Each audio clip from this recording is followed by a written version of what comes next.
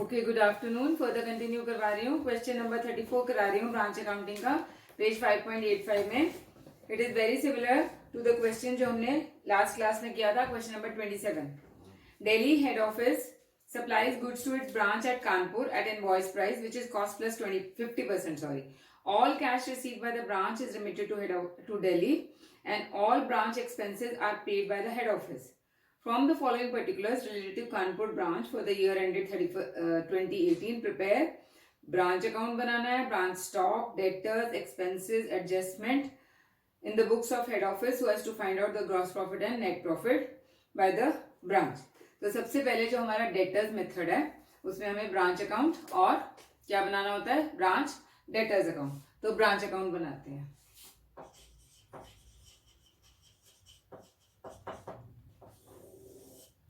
कौन सी ब्रांच है ये? कानपुर ब्रांच। और ब्रांच डेटर्स अकाउंट बना लेते हैं।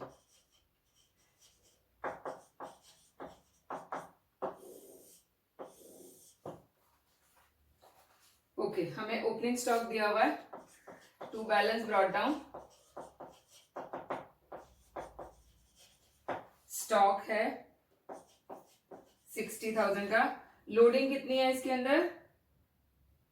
Cost plus 50%। तो लोडिंग इज 50/153।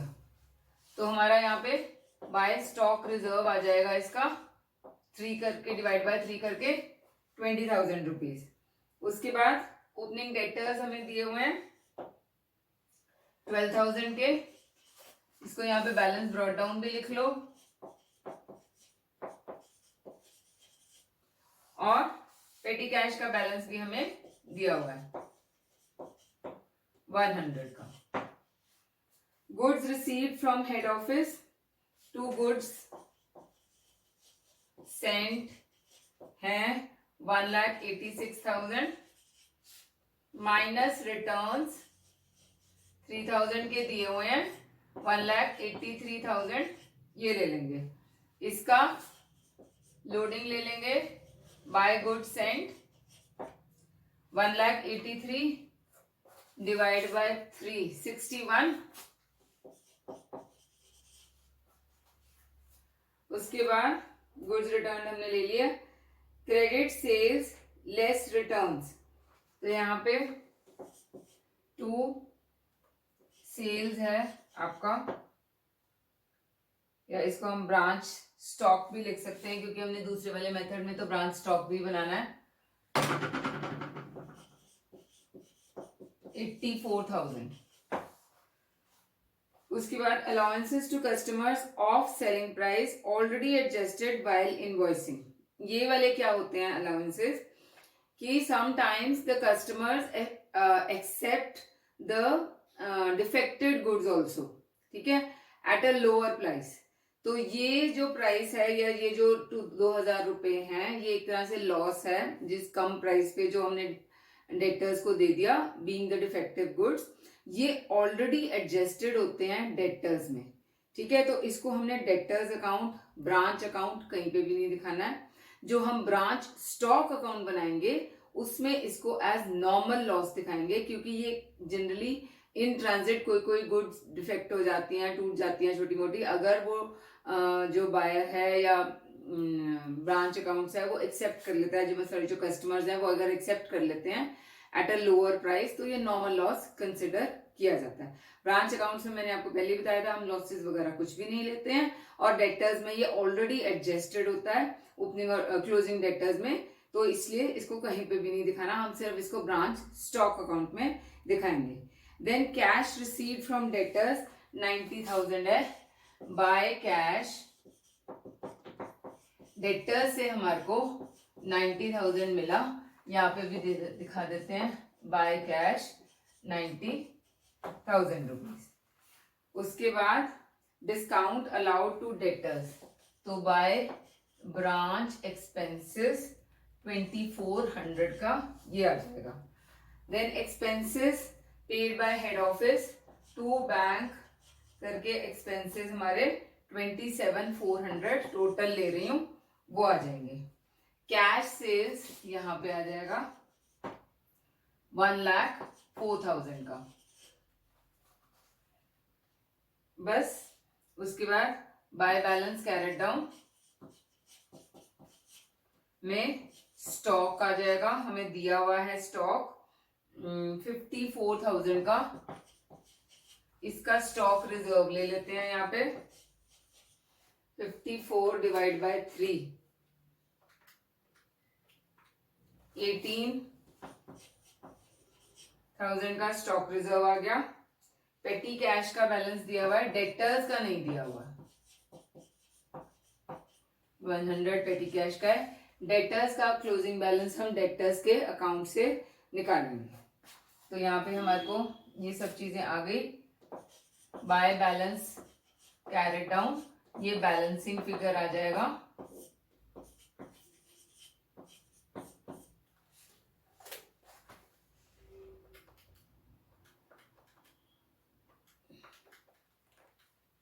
$3,600 हमारा क्लोजिंग डेटर्स आ जाएगा। ये यहाँ पे ले लेंगे हम। और 2 general profit and loss account, हमारा नेट प्रॉफिट यहाँ पे ठीक आना चाहिए। अब कैलकुलेट करके देखते हैं।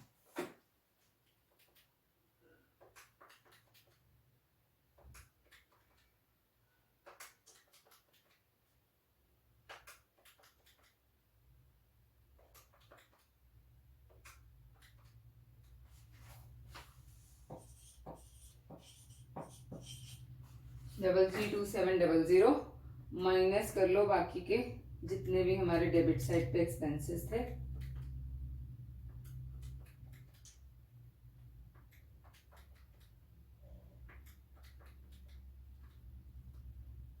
यस 32,200 हमारा नेट प्रॉफिट आ गया।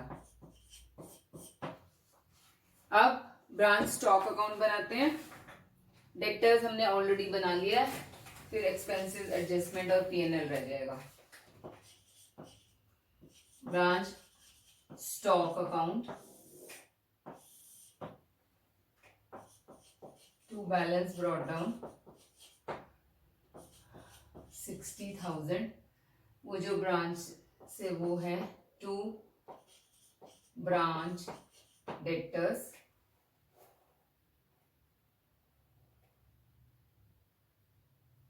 ओके। वो हमने ब्रांच डेटर्स से नहीं लेना है, उसको उसमें दिखाएंगे। डेबिट साइड पे है तो यहाँ आएगा ना, क्रेडिट सेल्स है वो। ये यहाँ पे तो रिटर्न्स आती हैं, रिटर्न्स हमें कोई दी नहीं हुई है। तो बाय कैश सेल्स हमारी कितनी है 1,04,000 की। बाय ब्रांच डेटर्स 84,000 का ये आ गया। उसके बाद by balance carried down 54,000।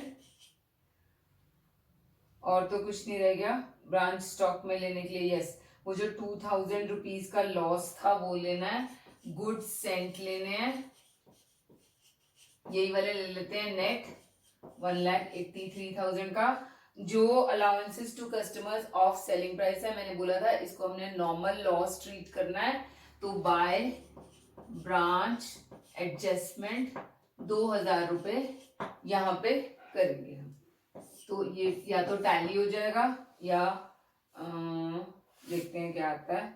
1,04,000 plus 84,000 2,000 plus 54,000 2,44,000 है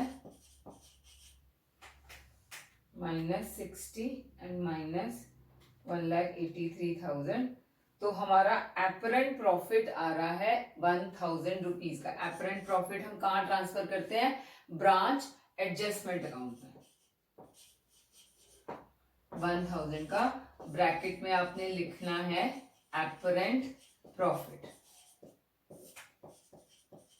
एपरेंट प्रॉफिट मैंने कब बताया था, कब आता है? जब ब्रांच जो है over and above the invoice price कुछ सेल कर रही होती है, तो ब्रांच स्टॉक अकाउंट में अपरेंट प्रॉफिट आता है, otherwise generally branch stock account में या नॉर्मल लॉस या एबनॉर्मल लॉस बैलेंसिंग फिगर आता है। तो ये हमारा अपरेंट प्रॉफिट है जो बैलेंसिंग फिगर है। अब ब्रांच एडजस्टमेंट अकाउंट बनाते हैं। स्टॉक रिजर्व 20,000 का, बाय गुड्स सेंट का स्टॉक रिजर्व कितना था 61,000,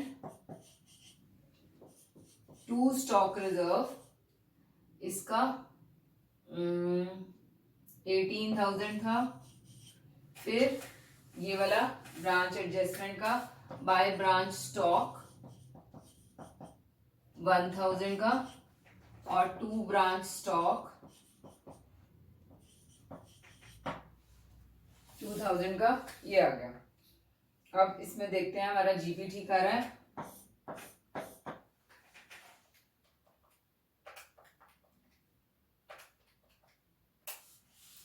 टू टोटल है।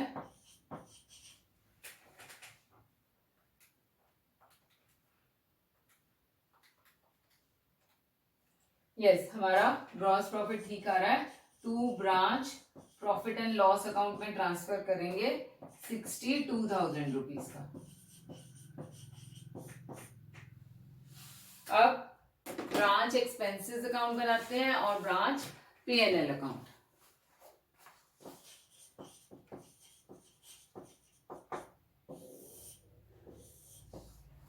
ब्रांच एक्सपेंसेस अकाउंट में हमारे को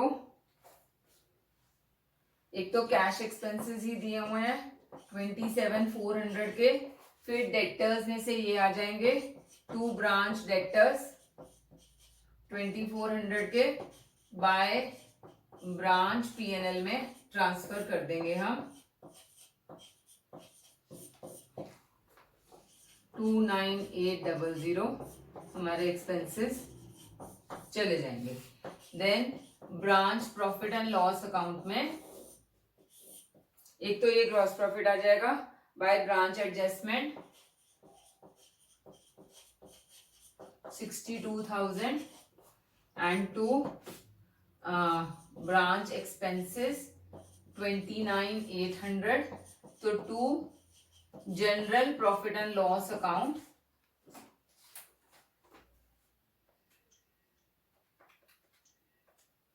32200 सेम आ जाएगा जो ब्रांच अकाउंट बनाने पे आया था।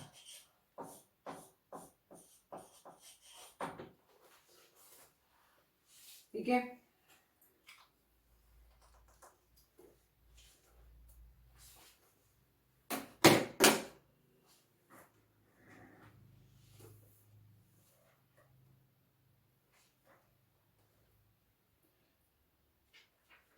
क्वेश्चन नंबर 37 करा रही हूं। Head office at Mumbai has a branch at Chennai in charge of a manager. The ratio of gross profit on turnover at branch was 25% constant throughout the year.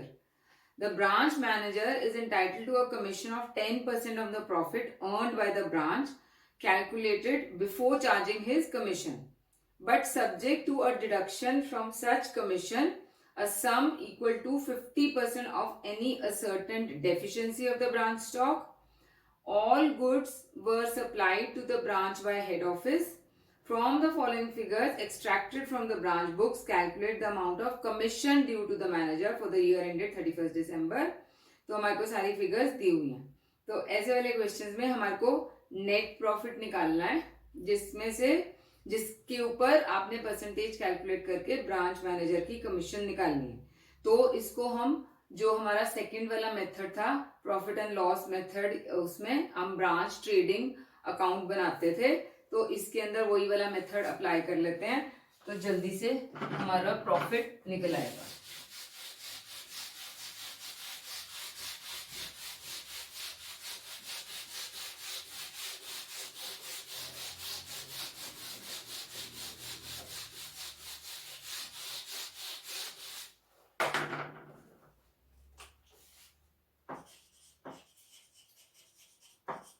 Branch trading and profit and loss account बना रही हूँ for the year ending 31 मार्च, वो सारा कुछ आपने ऐसे ही लिखना है। उसके बाद देखते हैं, क्योंकि ट्रेडिंग अकाउंट हमने हमेशा कॉस्ट पे बनाना होता है, तो टू ओपनिंग स्टॉक, ये हमें कॉस्ट पे ही दिया हुआ है 31210। उसके बाद गुड्स एंड, ये भी कॉस्ट पे दिए हुए हैं 108700। By sales 146400। उसके बाद क्लोजिंग स्टॉक जो है वो हमारे को सेलिंग प्राइस पे दिया हुआ है, और हमारे को दिया हुआ है रेशियो ऑफ ग्रॉस प्रॉफिट जो था वो कांस्टेंट है 25%। ग्रॉस प्रॉफिट का रेशियो हमेशा ऑन सेल्स होता है, तो 25/100 लोडिंग हमारी 1/4 हो गई। तो इसमें बाय क्लोजिंग स्टॉक में 39,880 में से 1/4 माइनस कर देना है, तो 39,880 डिवाइड बाय 4 करेंगे, लोडिंग इज 9970, तो 39,880 माइनस लोडिंग जो है 9970, तो हमारा एट कॉस्ट 29910 आ जाता है। अब जीपी का रेट हमें दिया हुआ है यहाँ पे 25%, तो 25% ऑन सेल्स निकाल लेते हैं। 146400 पे 25% निकाल लेते हैं, तो 36600 ये हो गया। बाय शॉर्टेज आ जाएगी यहाँ पर बैलेंसिंग फिगर,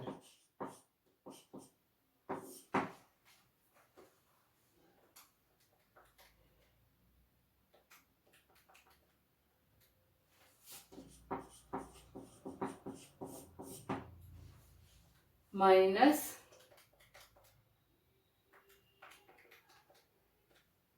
200 की हमारी शॉर्टेज आ गई है एक तरह से।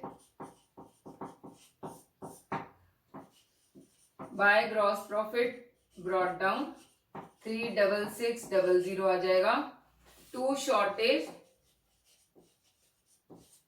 200 की, जो भी शॉर्टेज इंश्योर्ड नहीं होती है, हमने उसमें फाइनल अकाउंट से पढ़ा था, उसको प्रॉफिट एंड लॉस अकाउंट में भी हम दिखाते हैं, ये आ जाएगा। और फिर एक्सपेंसेस हमें दिए हुए हैं, टू एक्सपेंसेस 22550, तो हमारा नेट प्रॉफिट देखो अब कितना आ जाता है 36600।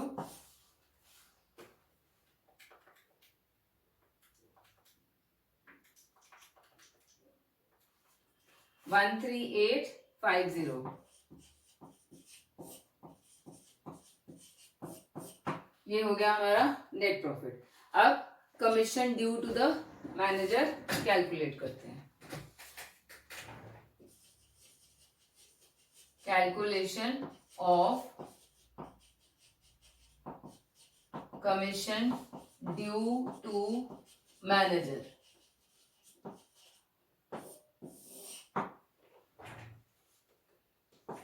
कमीशन वैसे उसको कितनी मिलनी है, 10% ऑफ 13850, 1385 उसको कमीशन मिलनी चाहिए।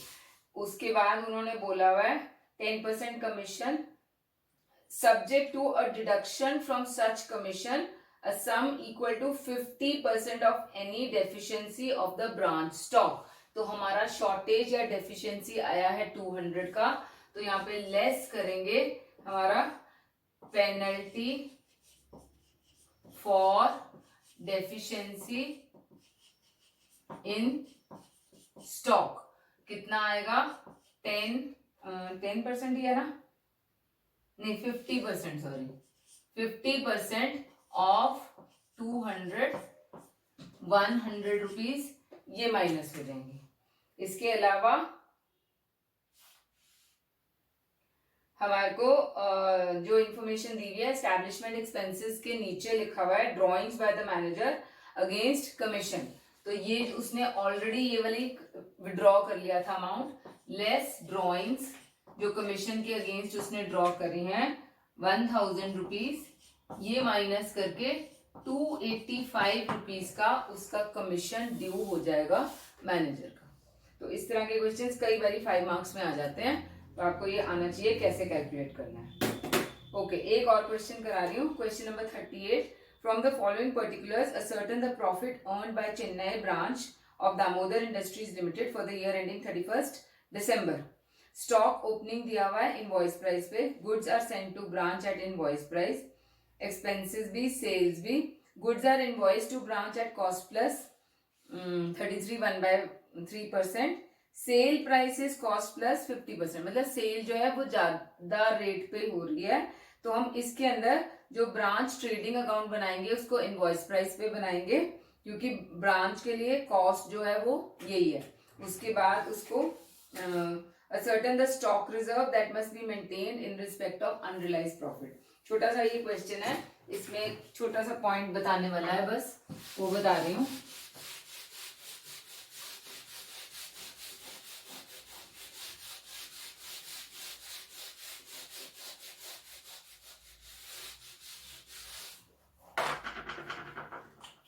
Branch trading and profit and loss, हम क्योंकि हमारे को स्टॉक रिजर्व से क्वेश्चन पूछा है इसलिए इसको हम एट इनवॉइस प्राइस बनाएंगे।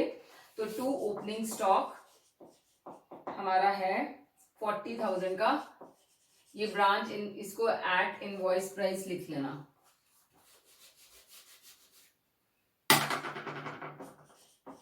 Eight invoice price. फिर गुड सेंट 2,20,000 की। उसके बाद सेल्स हो रही है 2,70,000 की, और हमारे को सेल्स पे के ऊपर goods are sold, sale price is cost plus 50%, तो हमारा जीपी निकाल लेते हैं हम।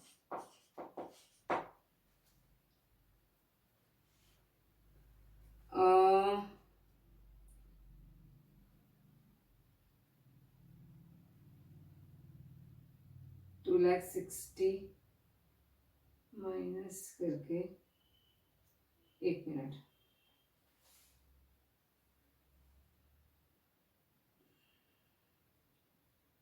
Cell price is cost plus 50%, 1/3 हो गया।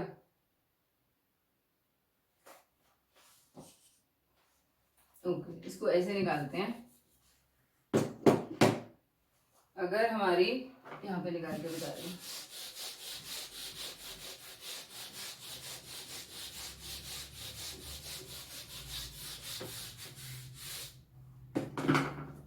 सेल प्राइस हमें 1 कॉस्ट प्लस 50% दिया हुआ है, तो if selling price is 150, sales हमारी है 2,70,000, ठीक है।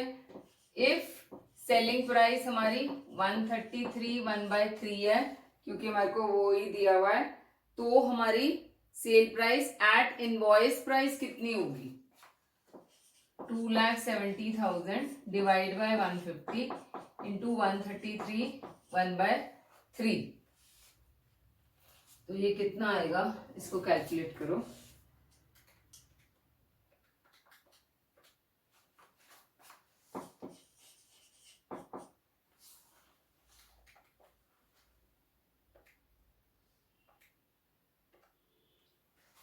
into 400 divided by 3,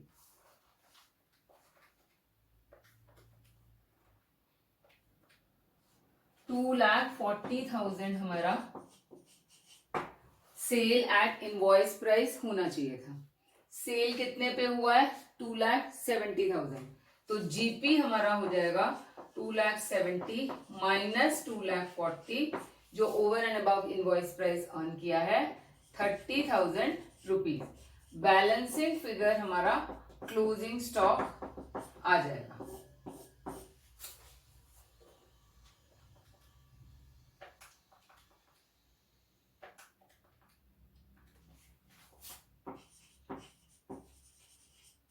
2,90,000 है, तो क्लोजिंग स्टॉक बैलेंसिंग फिगर 20,000 आ जाएगा। उसके बाद हमारे को एक्सपेंसेस वगैरह कोई दिए हुए हैं, तो bye gross profit brought down 30,000 and 2 expenses 10,000 and 2 net profit 20,000 आ जाता है।